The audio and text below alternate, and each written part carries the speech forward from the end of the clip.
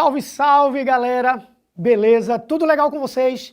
Eu sou o professor César Staudinger de Física e nessa videoaula a gente vai conversar sobre pressão. Todos sob pressão. Vamos contar uma historinha aqui, tá?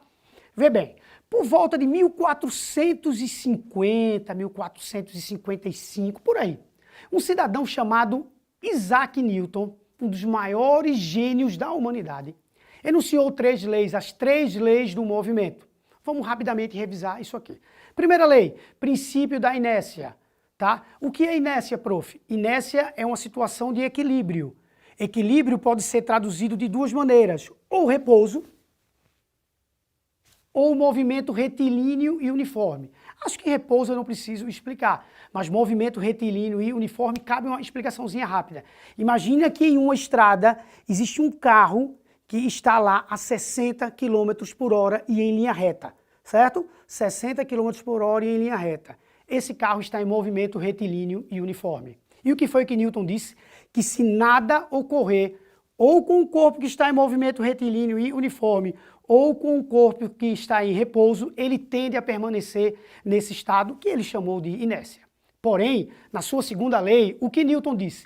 Que para tirar esse corpo da inércia, a gente deve agir sobre esse corpo, deve aplicar nesse corpo uma força resultante. Então, força resultante é o agente capaz de tirar o corpo da inércia, é o agente capaz de mudar a velocidade de um corpo. Na sua terceira lei, Newton disse o quê? Newton disse que quando esse corpo que vai tirar o carrinho da inércia, por exemplo, aplicar uma força, ele vai receber uma reação. Como é isso aí, prof?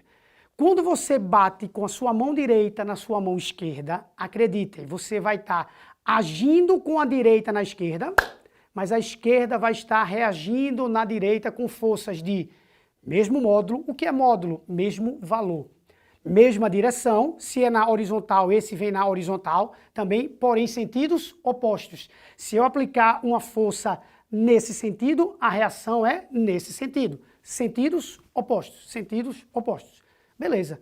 Newton, se na época existisse rede social, Newton ia bombar. Porque foi revolucionário isso daí. Até hoje a gente usa isso.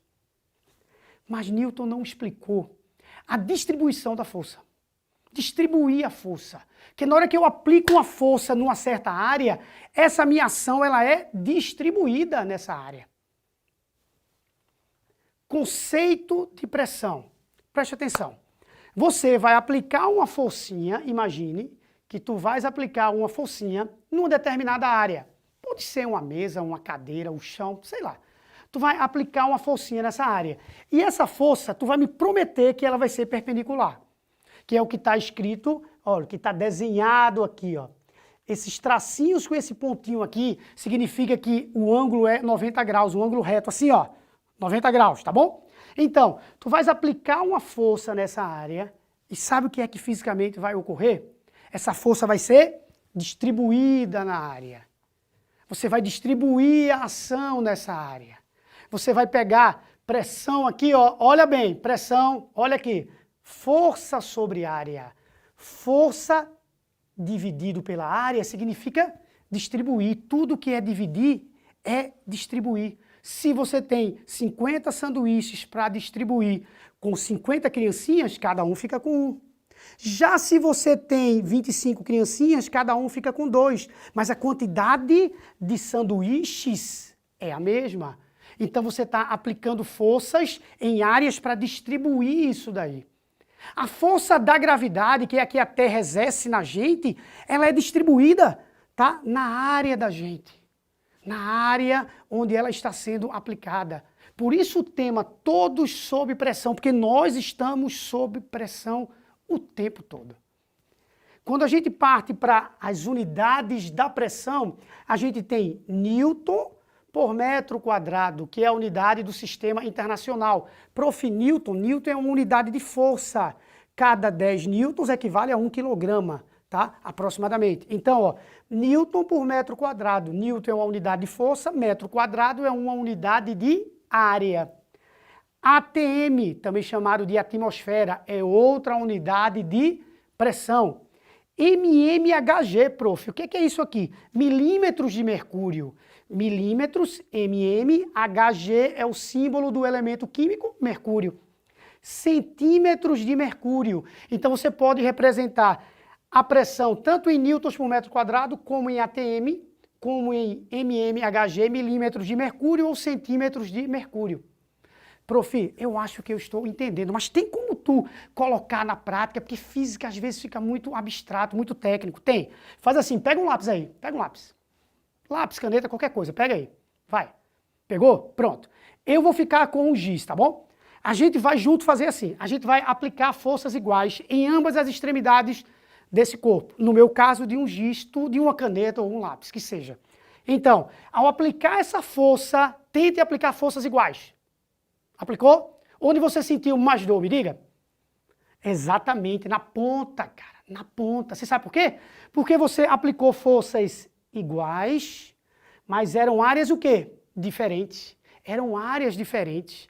Aqui no Nordeste tem praias belíssimas, tá certo? Então a rapaziada roda muito de bug por aqui. Bug é um carro, tá? Que tem umas rodas largas pra caramba. Mas eles usam aquelas rodas largas, de grande área, para quê? Para evitar que aqueles carros afundem. Porque aqueles bugs ficam com 3, 4 pessoas em cima, então o peso é muito grande. Então eles aumentam a área para distribuir um pouco mais essa força e evitar que esse carro afunde. Então é na prática o conceito de pressão sendo aplicado, sendo entendido. Porém, a pressão não é somente exercida em corpos sólidos. Os líquidos, os fluidos exercem pressão também. E aí vem o conceito da pressão hidrostática. Vamos rapidamente ler aqui. É a pressão exercida pela coluna de um fluido, fluido pode ser líquidos ou gases, em pontos de seu interior. Se eu imaginar que existe aqui uma certa colunazinha, um certo copo cilíndrico, onde tu encheu de água esse copo. Cada moléculazinha desse copo aqui vai estar sendo puxado pela força gravitacional e vai estar empurrando o fundo desse copo, tá certo? Como se fosse você, o seu corpo, empurrando o solo. Então, essas moléculazinhas vão aplicar forças nesse recipiente. E essa força vai ser distribuída em uma certa área. Porém, no caso de um líquido ou de um gás, deixa eu contar algo aqui para tu. Tu não precisa colocar a área não, precisa não. Tu pode calcular assim, pHd significa pressão hidrostática. Pressão hidrostática, HID, hidrostática. DGH. DGH, teorema de Stevin. DGH. O que é cada coisinha dessa aí, prof? Por favor, eu digo, cara. D é a densidade do fluido. É a densidade da água, é a densidade do suco, é de um gás, enfim, é a densidade desse fluido. Que nas nossas videoaulas você pode procurar lá, existe algo com certeza envolvendo densidade. Ou com a rapaziada de química, ou com a rapaziada de física também, tá bom? Então, densidade do fluido, esse G é a nossa gravidade, é o campo gravitacional que está puxando a gente, e H é a coluna.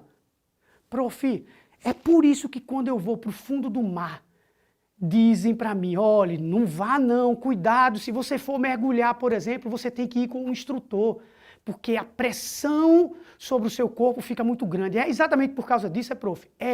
Quanto mais profundo você vai, você tem uma coluna sobre a sua cabeça maior, aí a pressão fica maior. Ao passo que quanto mais você sobe na atmosfera, quanto mais você vai para o alto de uma montanha, a coluna de ar sobre a sua cabeça ela é menor. Cada vez que você vai subindo, a quantidade de ar sobre a sua cabeça vai ficando menor. Aí a pressão ela vai ser menor. Por isso que quando a gente vai subindo, altitudes maiores significam pressões. Altitudes maiores você tem uma coluna menor sobre a sua cabecinha, essa pressão também fica menor. Tem menos ar pressionando a sua cabeça. Então, o conceito de pressão hidrostática é super importante, está no nosso cotidiano.